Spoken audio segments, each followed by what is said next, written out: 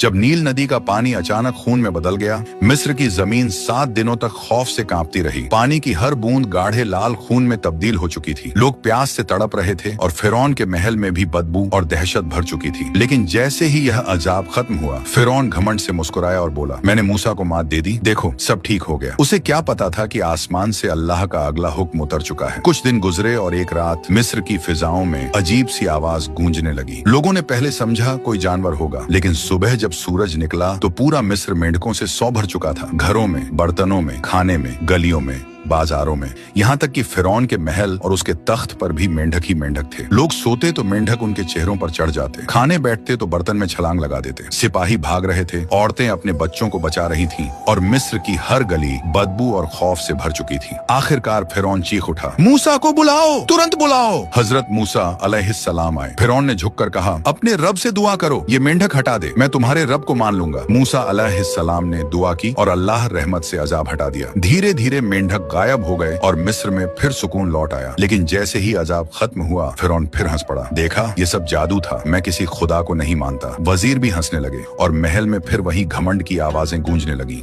लेकिन मूसा अलैहिस्सलाम खामोश रहे, क्योंकि वह जानते थे कि अल्लाह का फैसला उतर चुका है। आसमान से पुकार आई, यह कौम ईमान नहीं लाएगी, इन पर एक के बाद एक निशानी उतरेगी, ताकि दुनिया जान ले कि मैं ही रब हूँ और जालिम कभी कामयाब नहीं होते। मिस्र की जमीन पर खौफ, अंधेरा और बदबू फैल चुकी थी और फिरौन अभी भी अपने घमंड में डूबा हुआ था। लेकिन आसमान पर एक नई आफत तैयार हो रही थी, क्योंकि यह कहानी अभी खत्म नहीं हुई।